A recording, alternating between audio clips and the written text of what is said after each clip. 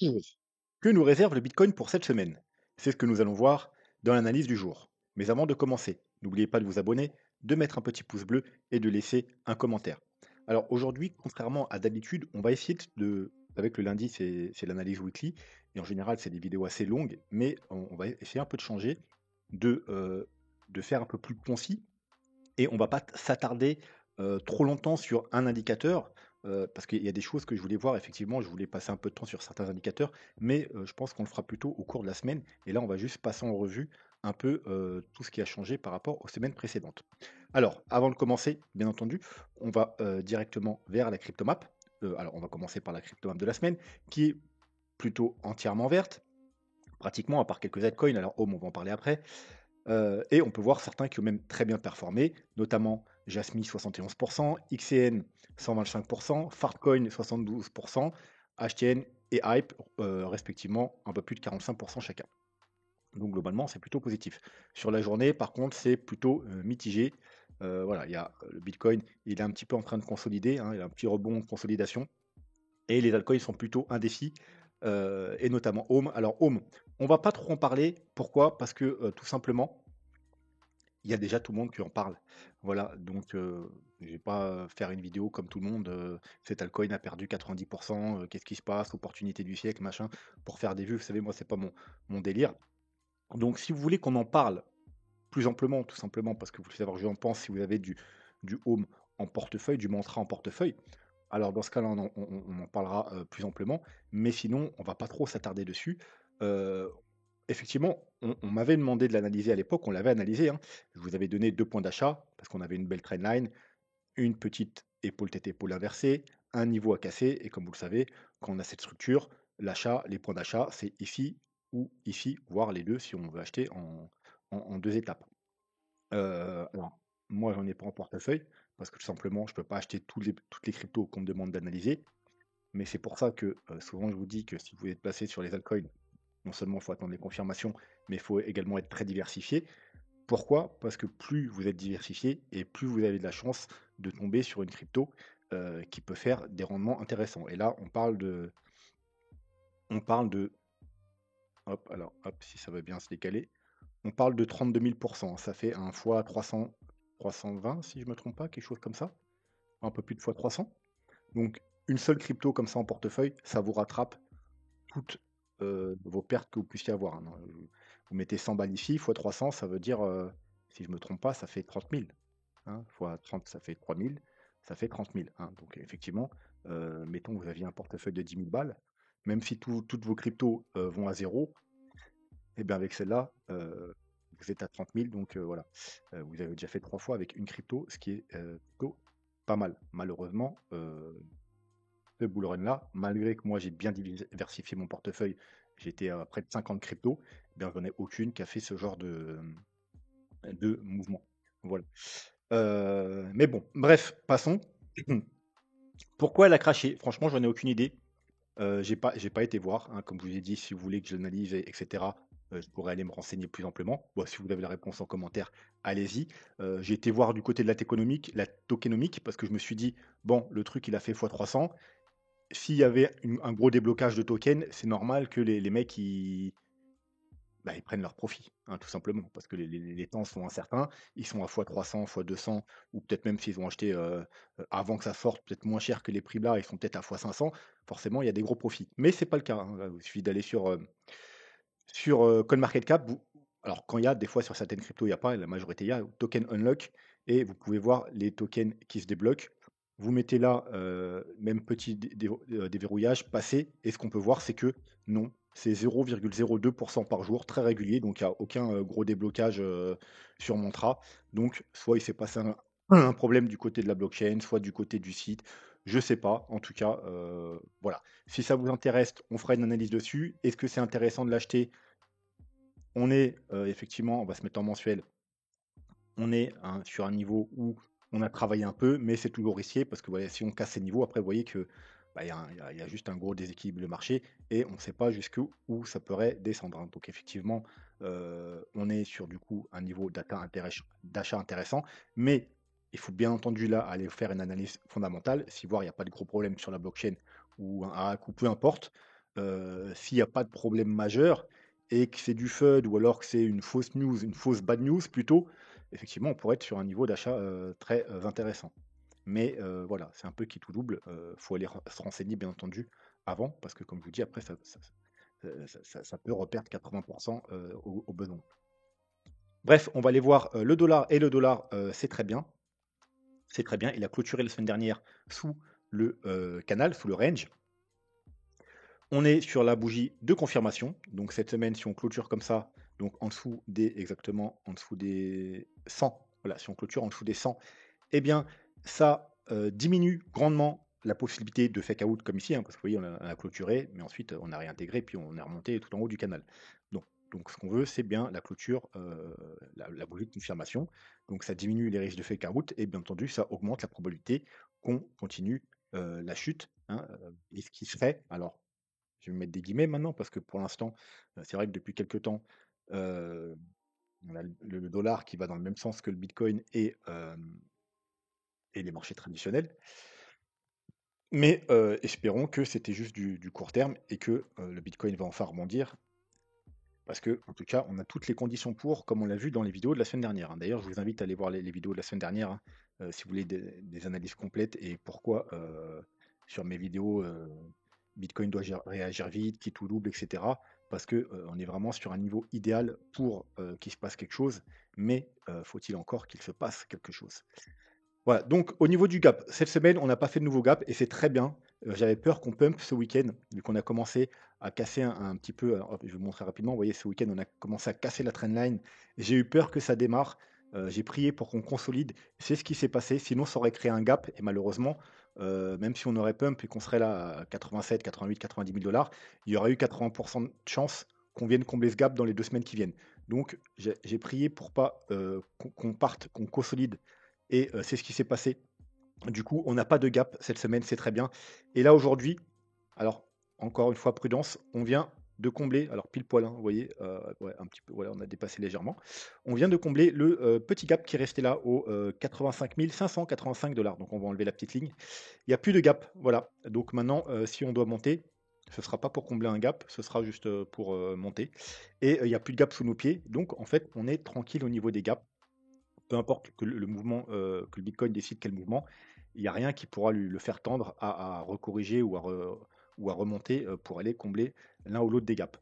Donc, comme on vient de le voir, on est en train d'essayer de s'affranchir enfin de cette trendline. C'est pas encore fait. Pourquoi? Parce que on n'a pas encore eu de bougie de confirmation. On a eu la bougie de clôture, mais ensuite on a une bougie rouge, hein. Donc là, on est sur la bougie de confirmation. Donc ce sera plutôt pas mal. Prochain objectif, aller retester encore une fois les 0,382, donc les 80, aux alentours des 88 000 dollars. Et si on les casse, les 80, les 0,382, donc les 88 000 dollars, eh bien, on va pouvoir enfin entamer une correction de tout ce mouvement baissier, tout simplement. On a cassé la trendline, donc vous voyez qu'on casse tout simplement la tendance court terme, on va appeler ça court terme, ça reste du court terme, ou moyen terme, appelez ça comme vous voulez, et on casse les 0,382, c'est pareil, quand on casse les 0,382, ça veut dire que le mouvement là est fini et qu'on va à minima entamer sa correction avant de poursuivre la chute, ou tout simplement on va reprendre la tendance haussière. Voilà, donc on casse les 0,382. Le gros objectif, c'est bien sûr quand on casse les 0,382, c'est d'aller rejoindre la zone de rechargement de short, qui est comprise entre 96 000 et 102 000 dollars. Bien entendu, si on a un rebond faible, il pourrait seulement atteindre le FIBO 0,5, c'est-à-dire aux 92 000 dollars. On va le voir après, niveau très important. Voilà, on va pas rester plus longtemps sur le court terme, on va directement passer au weekly. On va commencer par le RSI, si ça veut bien s'afficher. J'ai l'internet, donc bon, peut-être weekly c'est un peu trop pour lui d'un coup, on va mettre du 3 jours, voilà. Donc en 3 jours, il se passe, c'est plutôt positif, hein, comme vous saviez, on avait une trendline. Hop, on va la mettre un peu à l'arrache, mais c'est pas grave. On avait grosso modo une trendline baissière. On a cassé la trendline baissière. C'est très bien. On a cassé, on a validé la reprise, hein, de cette petite moyenne mobile du RSI, hein, ouais, qui faisait résistance depuis, depuis le top, hein, du mois de décembre. Là, on a entièrement validé la cassure. Et on va bientôt valider Également la divergence, hein, je vous rappelle qu'il y a une divergence, hein. On a fait un plus bas ou un double bottom si vous prenez les clôtures et là on a une grosse divergence 3 jours, hein. On a une double divergence daily. On va pas revenir dessus aujourd'hui. Heu, bon peut-être voir quand même si elles sont validées les divergences daily quand même. Hop, elles vont essayer de se valider. Disons que si on remonte encore un petit peu, elles seront validées. Les 2 divergences daily, hein, vous voyez? Un plus bas, un plus bas, un plus haut, un plus haut. Heu Si on clôture bien ce soir et demain, les doubles divergences sera, validées. Mais nous, ce qui nous intéresse, bien entendu, c'est, bah, tout simplement la divergence 3 jours, parce que plus vous êtes sur un time frame, supérieur et plus, les indicateurs sont importants et puissants. Donc une divergence 3 jours est plus puissante qu'une divergence daily et moins puissante, bien entendu, qu'une divergence weekly, mais on n'a pas de divergence weekly. En général, ça se fait plutôt, en fin de bear market, les divergences weekly. Donc bon, bah, c'est tout bon, enfin, c'est tout bon. C'est presque tout bon. Il faut, monter encore un petit peu pour, valider cette divergence 3 jours. Alors, on est quel jour? Le 13, le 16, voilà. Disons que le 16 avril, donc le 15 avril à minuit, donc demain soir, si on n'a pas rechuté, si on est même un peu plus haut, on aura validé cette divergence, 3 jours, ce qui est très bien. Et puis, on aura également validé, bien entendu, comme vous voyez là, en 3 jours, la cassure de la trendline. Vous voyez, là, on a clôturé au-dessus, on est sur la bougie de confirmation. Donc, double validation, ce sera plutôt pas mal. Ah oui, on va quand même, bon oui, on s'en fout. Et on va, hop, passer sur le MACD. Et le MACD, on a exactement la même chose, hein. On a déjà eu la validation, heu, préalablement du Stocher ici, avec un petit pullback et on repart. Donc avec aussi, on est en train de valider même, vous voyez, une sorte de épaule, tête-épaule inversée. Alors pas encore, hein, il faut encore que la rose, elle monte un petit peu, elle valide, mais on est sur le point, ça ne saurait tarder. Mais en tout cas, là, on a déjà validé la reprise de la zone de survente, qui ne fait pas invalider d'ailleurs. Et on est en train, alors attention, hein, c'est pas encore clôturé, mais on est en train également de valider sur la MACD avec la petite bougie verte qui se trouve ici, hein. On avait noté un ralentissement depuis quelques temps, mais voilà, donc c'est encore en train de se faire. Et ça sera validé, bien entendu, encore une fois, le 15 à minuit, lors de la clôture, hein. Parce que si on rechute d'ici là, la bougie ne sera plus verte, le croisement n'aura pas lieu, et voilà, il faudra attendre le prochain coup. Mais en tout cas, c'est plutôt bon signe. Heu, voilà, du moins si ça continue un petit peu à monter. Ensuite, tac, tac, tac, tac, moyenne mobile, on va pas voir 3 jours. Donc, on a pu sauver notre fameuse 0,5, hein, on veut surtout pas la casser, hein. Vous voyez que même, ici, on l'a pas cassée et même lors du 50 qu'on a pris au dernier, bull market, en fin de bull market avant le dernier rebond, on l'avait pas cassé non plus. On avait fait des mèches, mais on n'avait pas clôturé et confirmé en dessous. Par contre, quand on l'a cassé, bon, bah, c'était, le bear market. Heu et à chaque fois, en général, qu'on la casse, eh bien, malheureusement, vous voyez, on la casse, on vient rechercher, heu, la moyenne mobile 200. On la casse, on vient rechercher la moyenne mobile 200. On la casse, on vient en général, c'est les bear market tout simplement, hein. Alors sauf là, c'était pas un bear market, mais vu la chute qu'on a eue, c'était un mini bear market. Bon, c'était Covid, donc c'était, spécial, mais voilà, on est quand même revenu chercher la moyenne mobile 200, hein. Je vous rappelle, la moyenne mobile 200, elle est aux 46 000 et puis en général, on peut venir même en dessous en dessous la moyenne mobile 200, hein. Donc, bear market, hein, vous savez que mes targets de bear market, moi, si on avait trouvé un top ici, c'est entre les 30 et 40 000 donc, voilà. Parce qu'en général, la moyenne mobile de 100 ne tient pas. Voilà. Enfin, elle a jamais tenu par le passé, elle a jamais tenu, en fait, hein. Vous savez qu'en général, quand on casse une moyenne mobile, on vient chercher celle d'en dessous et celle d'en dessous fait support.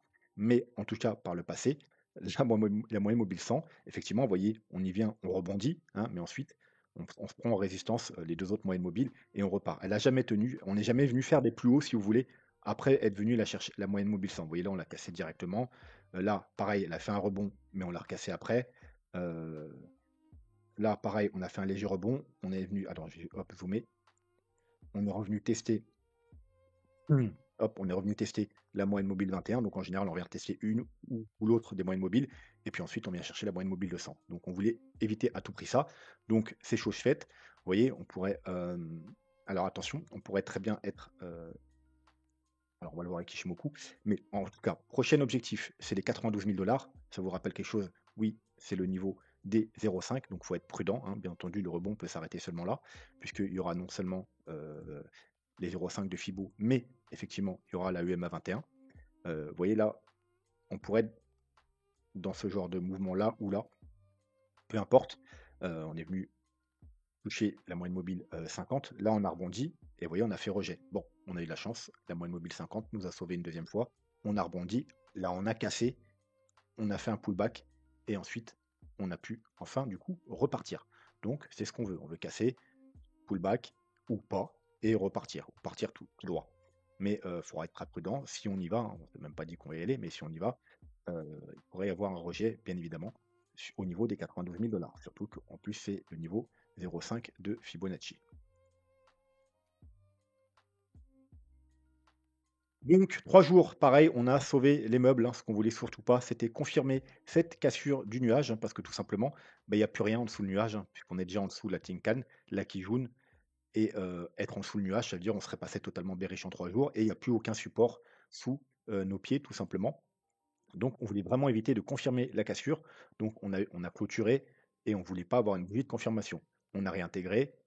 Au contraire, c'est un très beau niveau en général chez des achats quand on fait un fake out comme ça, comme ici. Hein, hop, légère clôture. Et hop, on réintègre. Euh, on a repris la Tenkan. On est sur la bougie de validation. Parce que vous voyez que là, on a repris la Tenkan, mais on n'a pas eu de bougie de validation. Donc on est reparti à la baisse. Donc là, on est sur la bougie de validation. Ensuite, si on s'est validé, encore une fois, ce sera demain à minuit, on pourra aller s'attaquer tout simplement à la Kijun aux 90 000 dollars. Et ensuite, bien entendu, il y aura le haut du nuage. Alors, il faudra être très prudent dans cette zone. Pourquoi? Bon, on a le haut du nuage, donc vous voyez, aux alentours des 99 000 dollars. On a le plat de Kijun et un peu de Tenkan ici, pareil au même niveau, 99 000 dollars.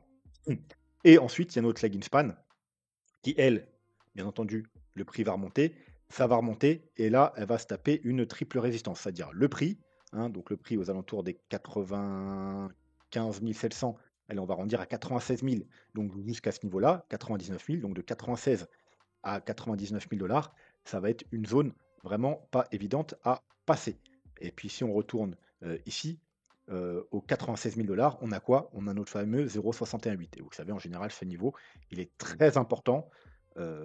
Si on casse, c'est plutôt bon signe. Alors bien sûr, hein, il y a la zone de rechargement au 102 000 dollars, mais ce sera déjà extrêmement bullish si on arrive à reprendre ce niveau, mais ça va être compliqué. Il y aura les 0,618, il y aura le haut du nuage, il y aura tout ça pour la lagging span, mais voilà, c'est pas impossible, mais ça va être juste un peu compliqué.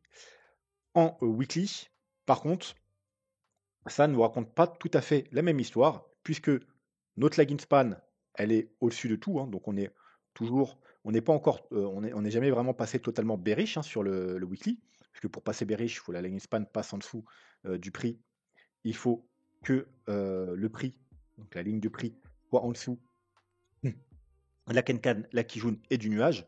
On est même pas venu toucher le nuage, hein. On a travaillé la Kijun et on la travaille toujours d'ailleurs, hein, la Kijun qui maintenant est pratiquement, alors je vais zoomer, oui, elle est pas pratiquement, elle est cumulée parfaitement à la Tenkan aux 87 000 dollars. Alors si je me trompe pas, c'est 87 000, 87 500.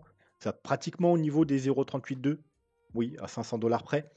Donc encore une fois, si on passe ça, il faut s'attendre à un gros rebond, eh bien, ça semble confirmé ici, parce que tout simplement, si on arrive à passer les 87 000 dollars, alors attention, c'est en weekly, ça veut dire il nous faut une bougie de clôture cette semaine et une bougie de confirmation la semaine prochaine.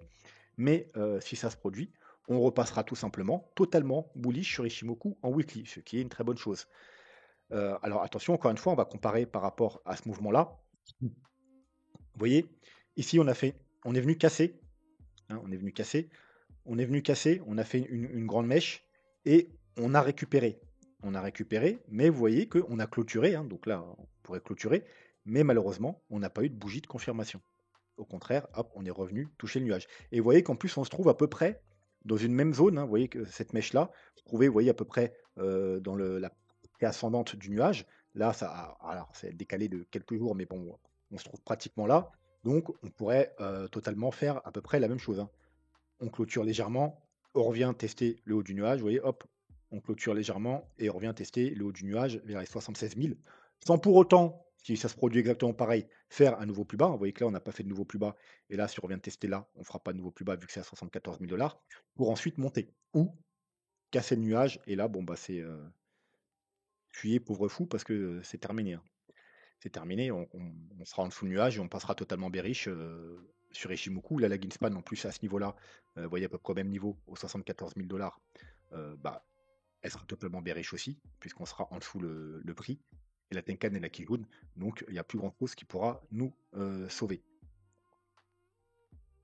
Donc voilà, je pense qu'on va s'arrêter là pour aujourd'hui. Je vais quand même faire un gros résumé. Alors, grosso modo, on voit des choses assez bullish, hein. Alors, on avait déjà des choses assez bullish les semaines passées, notamment, on avait vu qu'on était sur vraiment le niveau idéal pour entamer un mouvement haussier, mais il fallait vraiment, on n'était pas seulement sur le moment idéal pour faire un mouvement haussier, on était aussi à la limite de la limite qu'il ne faut pas dépasser si on ne veut pas justement avoir l'inverse et un gros mouvement baissier. On était vraiment sur un niveau clé. Voilà, moment idéal pour rebondir. On avait tout ce qu'il fallait avec. Alors, on va pas répéter aujourd'hui. Vraiment, allez voir les vidéos si ce n'est pas déjà fait, les trois dernières, pour vraiment comprendre à quel point on est sur des niveaux importants. Et une période, ce n'était pas justement les niveaux, c'était aussi le temps et aussi les indicateurs on-chain et la liquidité, enfin tout un tas de choses. Allez voir les vidéos. Et du coup, euh, et du coup, là, ça a l'air de d'être positif, ce qui se passe. Tous les indicateurs commencent à vouloir confirmer, mais c'est pas encore fait. C'est pas encore fait. On l'a vu dans un premier temps, en daily, il faudra casser les 87 à les 88 000 Première chose. 3 jours, demain soir, la clôture va être importante, on l'a vu, par rapport au MACD et au RSI. Et ensuite, en weekly, sur Ishimoku, c'est les 88 000 on repassera totalement en bullish sur Ishimoku. Bien entendu, c'est du weekly, hein, donc il faudra semaine confirmation. Et sur les autres indicateurs, on a vu qu'ensuite, alors bien entendu, 92 000 extrêmement important. Si on arrive à casser ce niveau-là en daily, surtout si on a eu les confirmations weekly, il y a déjà de fortes chances que le rebond ne soit pas un simple rebond. Et ensuite, bien entendu, on a vu que le gros niveau, ce sera entre les 96 000 et les 102 000 sur, je ne sais plus c'est quel indicateur, c'était moyenne mobile? Non, c'était Ishimoku, c'était aux 99 000 mais vu qu'on a les 102 000 pour le haut de la zone de rechargement de Sher, bien entendu, il faut prendre en compte cette zone. Donc, si on arrive en premier temps à s'affranchir des 88 000 il y a de fortes probabilités qu'on ait rejoint cette zone. Attention quand même aux 92 000 et bien entendu, ensuite, si on casse cette zone, eh bien, on ira probablement faire des nouveaux plus hauts. Voilà, donc effectivement, on a du positif, mais attention, puisque il suffirait de pas grand-chose, puisqu'on est très proche des niveaux critiques, il suffirait de pas grand-chose, de quelques jours, voire même de quelques heures, hein, pour inverser la tendance, parce qu'on a malheureusement encore eu aucune confirmation sur les time frames importants, le 3 jours, le weekly. On a des confirmations daily, et encore, pas tout à fait encore, mais on n'a encore aucune confirmation sur les time frames plus importants. Voilà. Allez, on va s'arrêter là pour aujourd'hui. J'espère que la vidéo vous a plu. N'hésitez pas à vous abonner, à mettre un petit pouce bleu et à laisser un commentaire. Si vous voulez soutenir la chaîne, le meilleur moyen financièrement, c'est de la rejoindre, tout simplement en souscrivant un des paliers ici. Et à partir du deuxième palier 4,99, vous avez accès également aux vidéos des membres. Voilà, sur ce, moi je vous souhaite une bonne soirée et je vous dis à bientôt. Tchuss.